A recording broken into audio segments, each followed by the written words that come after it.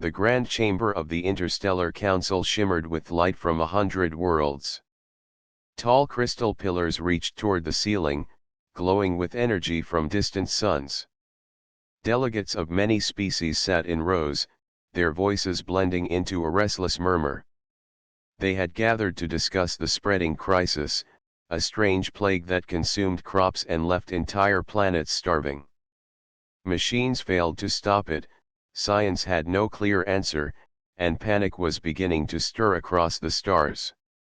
At the center stood the Speaker of the Council, a towering alien with silver skin and eyes that shone like glass. His voice carried weight as he announced the Council's decision. For this task, we have called a representative from Earth. Humanity insists that one of their own can contribute where our brightest minds have failed. Step forward, Clara. From the side of the chamber, a woman entered. She was not dressed in the sleek robes of diplomats or the heavy armor of commanders. Instead, she wore worn leather boots, a wide-brimmed hat, and a simple coat dusted with travel stains. A few strands of sun-colored hair slipped free as she lifted her head. Her calm eyes scanned the chamber, meeting stares filled with disbelief. Laughter rippled through the hall. A delegate with emerald scales tapped his claws on the table and hissed, "A farmer? They send a farmer to face a galactic plague." Another, a being of pure crystal, let out a ringing sound that echoed like mocking bells. "Is this a joke, humans? Where are your scientists, your great engineers, your strategists? You bring a cowboy?" Clara did not answer. She walked to the center of the platform and placed her hands on the wooden staff she carried, steady and firm. She had stood before storms on the plains of Earth, faced droughts and floods, and worked land that gave little without hard effort. The laughter of aliens did not shake her. The speaker raised his voice again. "Humanity has chosen Clara of Earth. She claims to understand the nature of this crisis. Though many here doubt, the Council has agreed to permit her mission." Whispers filled the chamber. Some called it foolish, others claimed humanity only wanted attention. Yet a few curious voices wondered if there was something unseen, some quiet wisdom in choosing someone so ordinary. Clara finally spoke. Her voice was not loud, but it carried clearly. "I was not sent here to impress anyone. I was sent because where I come from, we survive by listening to the land. If your worlds are sick, then the land itself is trying to tell you something. I intend to listen." The hall grew quiet for a moment. No one expected such calm confidence. Still, many shook their heads. A warrior delegate muttered, "What can dirt and seeds teach us that our machines cannot?" Others chuckled under their breath, still amused at the sight of this lone woman with her cowboy hat standing before the galaxy's most powerful. The speaker gestured for her to continue. Clara's eyes softened, but her words remained steady. "You asked for miracles from machines. I do not bring machines. I bring patience. You wanted instant answers. I cannot promise them. But I can promise I will not give up until the soil grows again." Her words carried no arrogance, only certainty. Yet that certainty unsettled the chamber. For a brief moment, silence returned, and even those who mocked found themselves leaning forward. The decision was final. Clara was escorted out, her boots clicking softly against the shining floor. Behind her, laughter still echoed, but now it carried a nervous edge. As the transport ship lifted her away from the Council world, Clara stood at the viewing window. Stars stretched endlessly before her, and she whispered to herself, "Let them laugh. The land will answer, if someone cares enough to listen." Thus began humanity's strange mission, not with weapons or science, but with a cowboy walking into the unknown. The transport ship carried Clara across the stars to a world stricken by the plague. From orbit, the planet once known for its endless green valleys now looked dull and pale. Patches of brown stretched across farmlands, and even the rivers seemed sluggish, their waters tinted gray.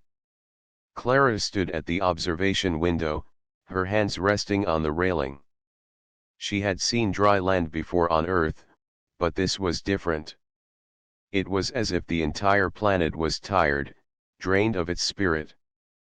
When the ship landed, a group of officials greeted her. They were tall, thin beings with skin that shimmered like metal under the sun. Their faces carried no warmth, only suspicion. One of them stepped forward and spoke in a sharp voice. "Human, you are welcome here only because the council ordered it. We have already tried everything. Our machines scanned the soil. Our chemicals treated the crops. Nothing survives. If you think your primitive methods will change this, you waste our time." Clara tipped her hat slightly and looked past them toward the fields. The sight struck her heart. Rows of crops stood twisted and gray, their leaves curled and lifeless. The air itself carried a bitter smell, like iron mixed with ash. She walked forward slowly, her boots pressing into the dry earth. She knelt, scooped a handful of soil into her palm, and brought it close to her face. The officials muttered behind her. One of them sneered, "She plays with dirt like a child." Another sighed, "The council sends us jesters while our people starve." Clara ignored them. She rubbed the soil between her fingers. It was heavy, damp in strange ways, yet it carried no life. She noticed faint streaks running through it, almost like veins of rot. Leaning closer, she could smell something sour. She had smelled something like it before on Earth, when pastures had been overworked and drowned in too much chemical spray. She placed the soil back gently, then walked further into the field. Kneeling by the roots of a shriveled plant, she touched the stem. The roots carried marks, spirals that spread in odd patterns. She frowned, whispering to herself, "This land is poisoned, but not by nature." An official grew impatient. "You waste hours when we already know the crops are dead." Clara stood, brushed her hands on her coat, and looked at him with steady eyes. "The crops are dead, but the soil still breathes. That means it can be healed. You looked with machines. I looked with eyes. There is a difference." The official scoffed, but a younger farmer among them stepped closer. His voice trembled as he asked, "You think the land can recover?" Clara gave him a small smile. "The land always wants to recover. You just have to let it." She spent the rest of the day walking across the fields. She observed the wind carrying fine dust, saw that insects were missing, and noted that the rivers carried strange residues. Every detail told her a story. Where the officials saw hopeless ruin, Clara saw signs of imbalance. To her, the sickness was not a mystery. It was the result of pushing the land too hard, without care or rhythm. That evening, she asked for basic tools. Nothing advanced, no machines, no glowing devices. Just a shovel, buckets, some wood, and seeds. The officials laughed again. "You cannot fight a plague with toys," one said. Clara simply answered, "I am not fighting it. I am listening." She dug small test plots by hand, turning the soil slowly, letting air touch it again. She mixed in natural compost she created from leftover plants, teaching the younger farmers to do the same. She placed simple barriers of wood to shield the patches from dust storms. Then she planted seeds, not in rows like the locals did, but scattered with purpose, mixing different plants together. When asked why she broke the usual order, she explained patiently, "Land is like people.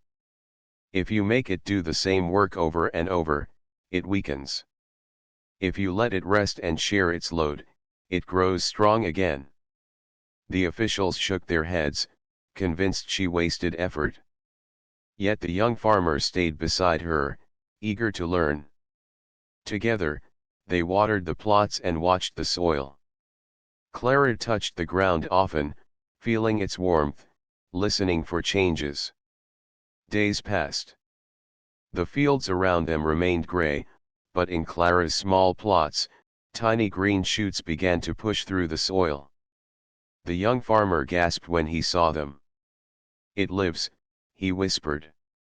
Clara smiled softly, brushing soil from her hand. "The land is answering.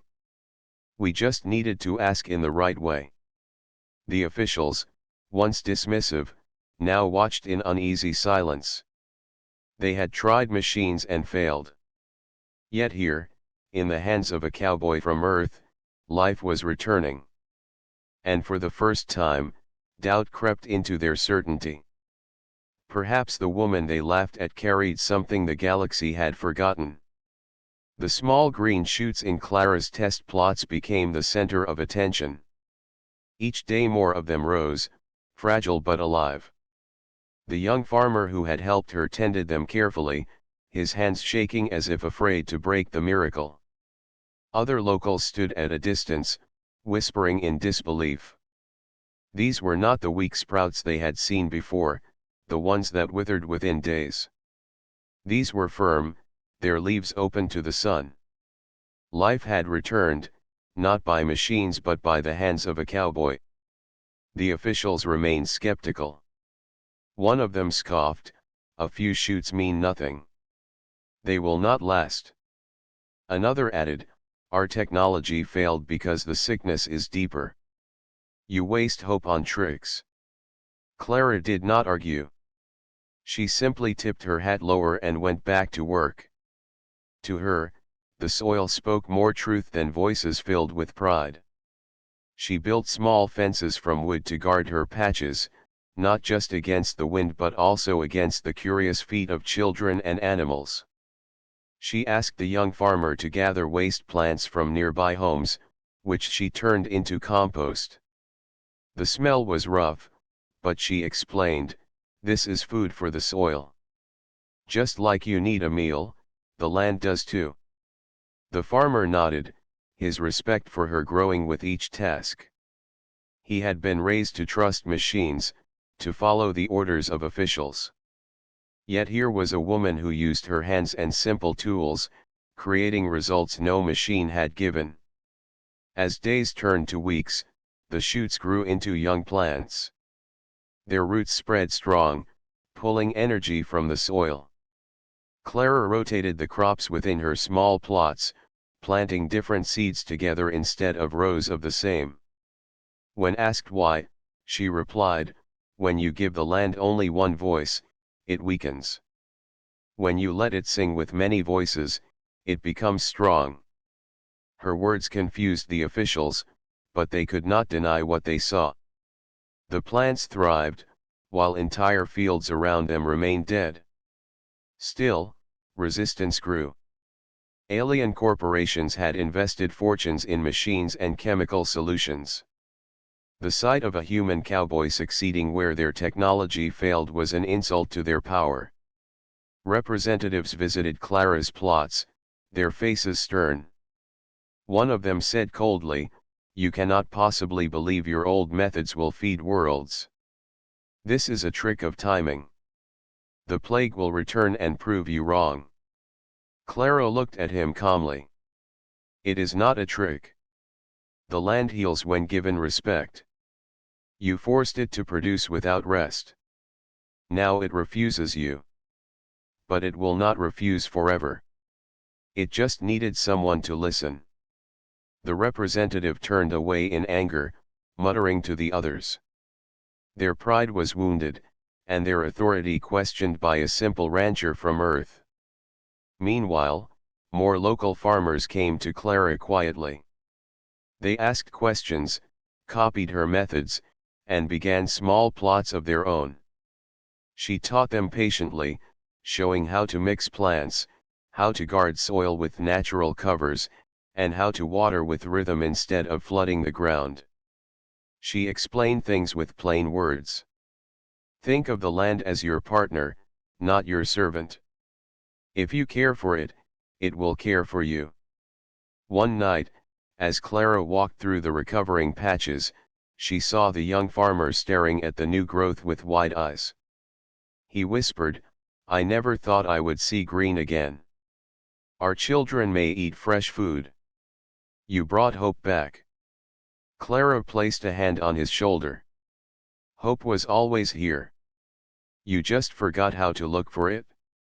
But not all were pleased with her success. A week later, Clara arrived at her fields to find the fences broken and plants crushed under heavy steps. The young farmer cried out in despair, falling to his knees. The officials shook their heads, pretending it was an accident. Clara, however, knew better. She had seen jealousy in the eyes of those who wanted her to fail. Instead of anger, Clara knelt and touched the broken soil. Her voice was steady. "We plant again." The young farmer looked at her with surprise. "But they will destroy it again." Clara smiled faintly. "Then we plant again. And again. The land does not give up. Neither do we." And so she began once more, replanting with the same patience as before. The officials watched, unsettled by her calm strength. Machines could be broken, chemicals could run out, but a human spirit that refused to quit was harder to erase. The cowboy way was not about fighting with power. It was about standing firm, working steady, and never losing faith in the land. And little by little, that way began to spread across the world. The fields of Clara were no longer a secret.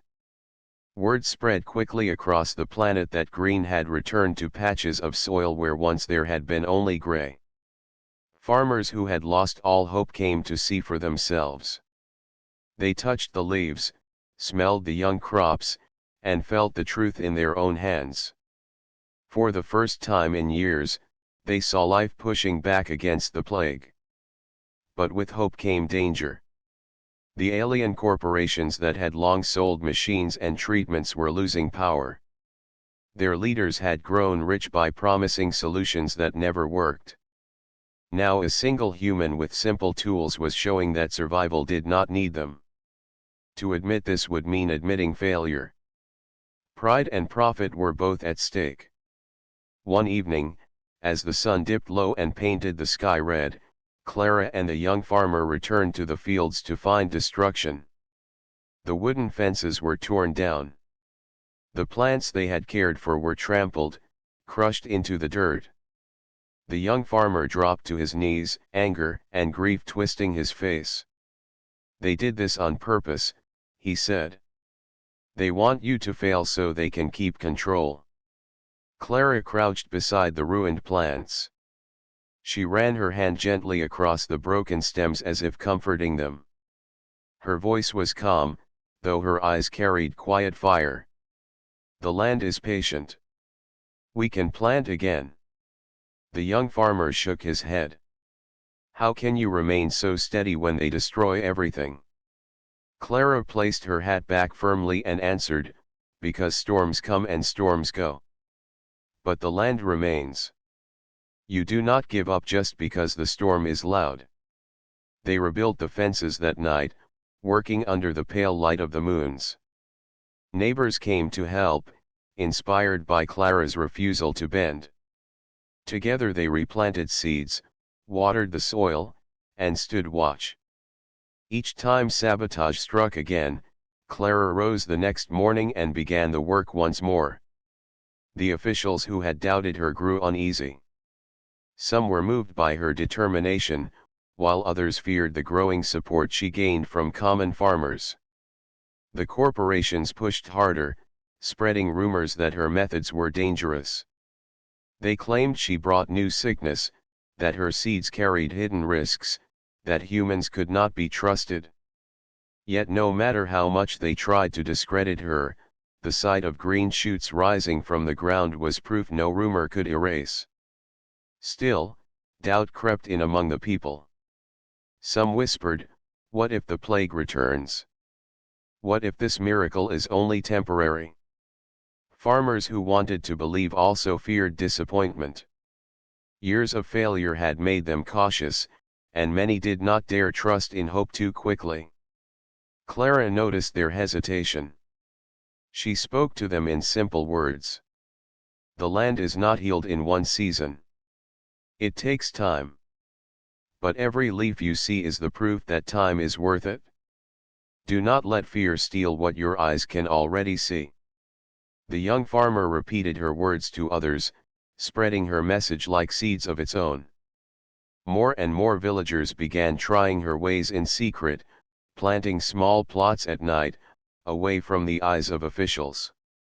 Some failed, some succeeded, but all carried a new spark of hope.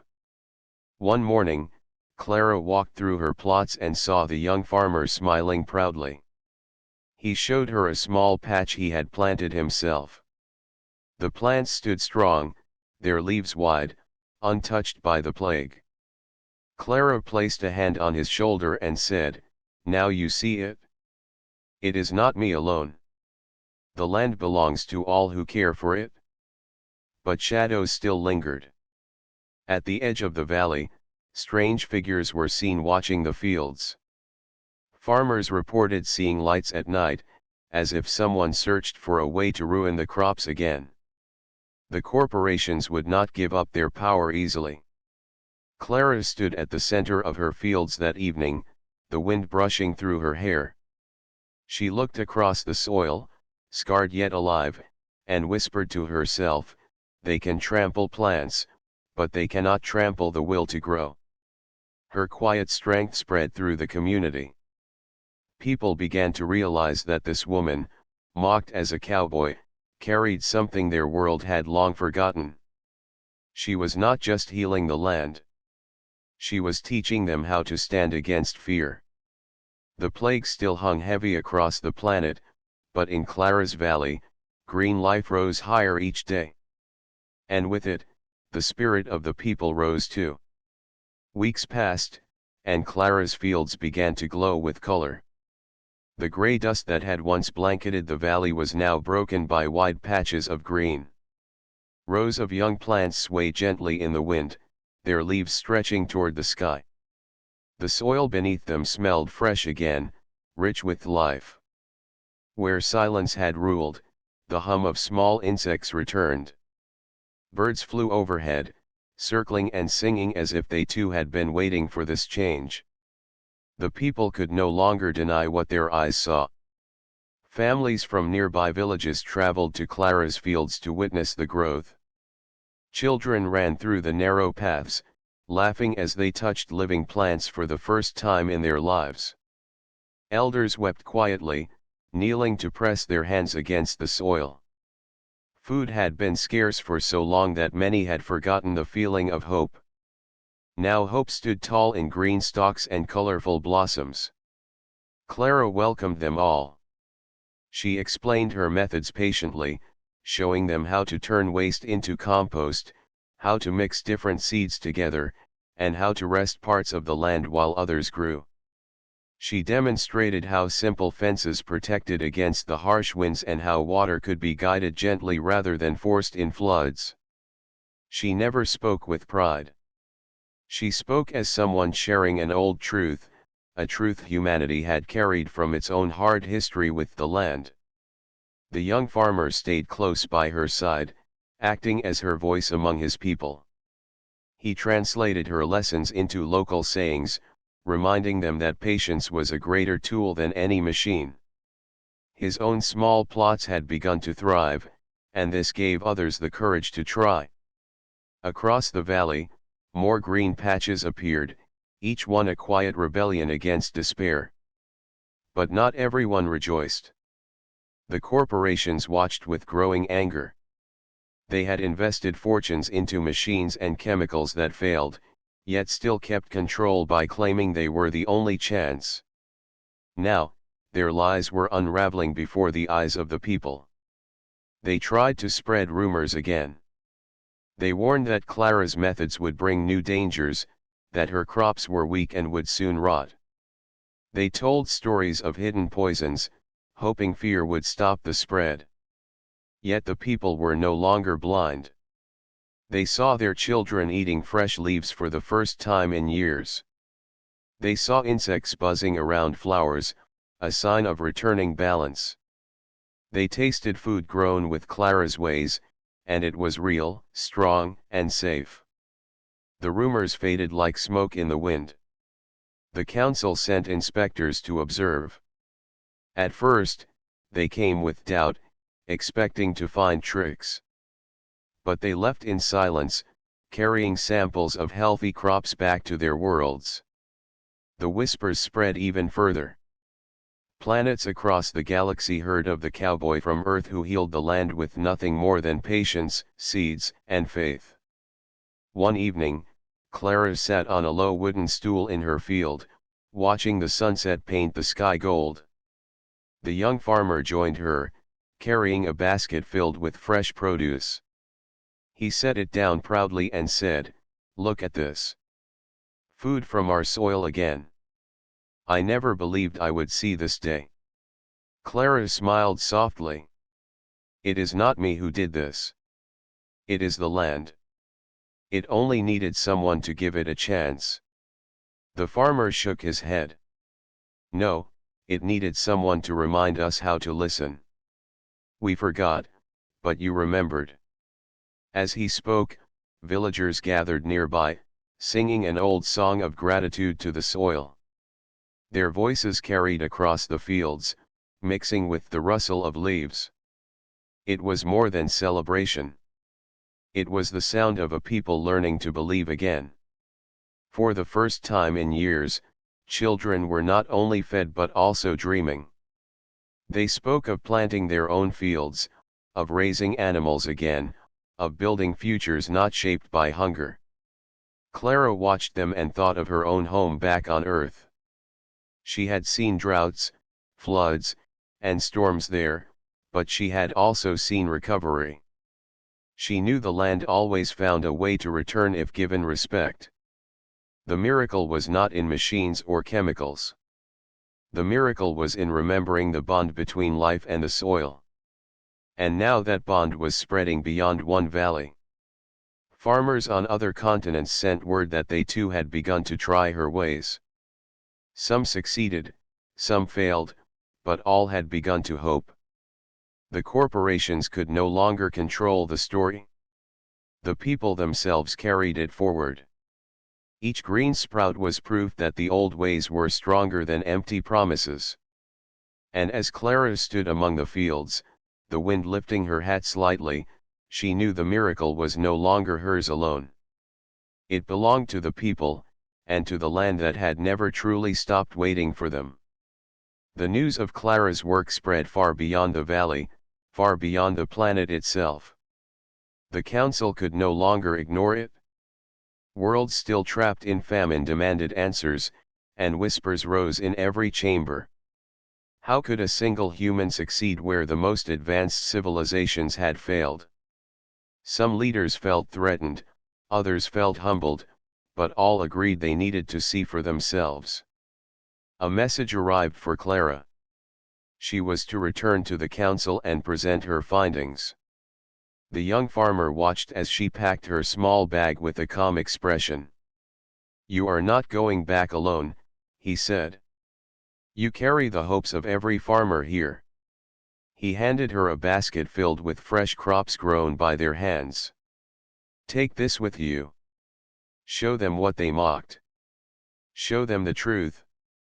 The journey back to the council world felt heavy with meaning. Clara sat by the window of the transport ship, gazing at the stars. She remembered the laughter from the first time she stood in the council chamber. She remembered how they had looked at her as nothing more than a cowboy from a forgotten planet. Now she carried proof that their pride had blinded them. The chamber was just as grand as before. Pillars of crystal rose high, and the voices of many species filled the air. Delegates sat in wide rows, their faces stern but curious. The speaker's silver eyes followed Clara as she walked to the center. Unlike before, there was no laughter. Silence spread as they noticed the basket she carried. Clara placed it on the platform and pulled back the cloth covering. Gasps filled the chamber. Inside lay fresh fruits, vegetables, and herbs, vibrant with color and life. The scent of rich soil and sweetness drifted through the hall, a scent many had not known in years. One delegate leaned forward, disbelief in his voice. These crops were grown on the plague world. Clara nodded. Yes. With nothing more than care, patience, and methods humanity has carried for generations. The land was not dead. It was wounded. You tried to force it to heal with machines, but healing cannot be forced. It must be guided. Another delegate, one who had mocked her before, narrowed his eyes. You claim humans alone understand this? Do you suggest our sciences mean nothing? Clara shook her head.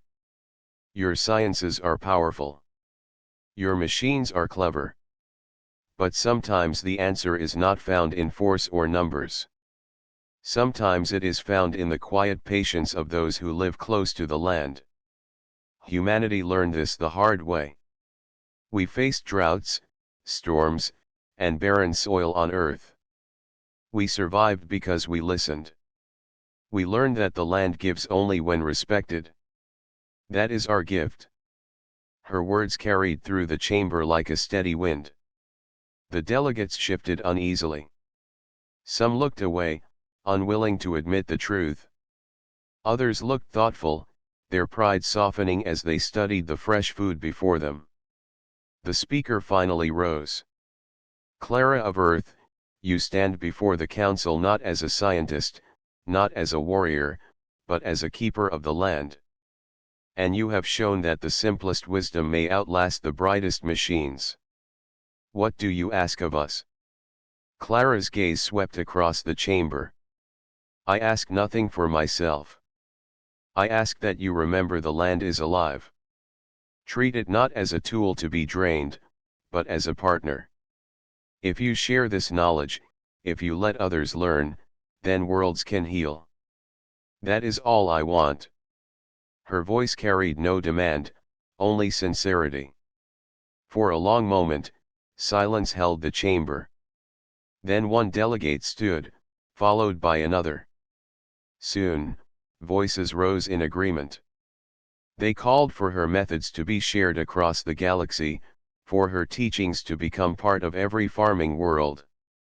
Even those who resisted could not fight the proof before their eyes. The speaker struck the floor with his staff, sealing the decision.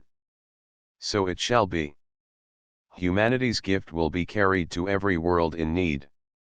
The plague will no longer define us. The cowboy has brought us a new path. Clara lowered her head slightly, tipping her hat in respect. She felt no pride, only quiet relief. The miracle was no longer hers. It belonged to all who chose to listen. As she left the chamber, the young farmer's words echoed in her mind. She carried not just the hopes of one valley, but of countless worlds. Humanity had given the galaxy something greater than technology. It had given the memory of how to live with the land. Clara returned to her home planet with a quiet heart. The journey across the stars felt different now.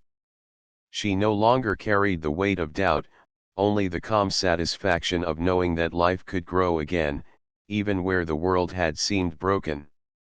The young farmer from the plague-stricken planet had promised to continue her work, sending messages and samples to share with other worlds. Clara smiled as she imagined the green patches spreading across distant lands. Earth greeted her with familiar sights. Rolling fields, clear rivers, and the sound of wind through trees welcomed her back. It was a world that had taught her patience and resilience, a world that had shaped the way she listened to the land. She stepped onto the soil of her own ranch and knelt, letting her hands touch the earth. The soil was warm and steady beneath her fingers. It had waited for her return, ready to remind her that life always finds a way. Clara's neighbors watched her quietly. They had heard stories of her journey through the stars. Some could not believe that a simple farmer had changed the fate of entire planets.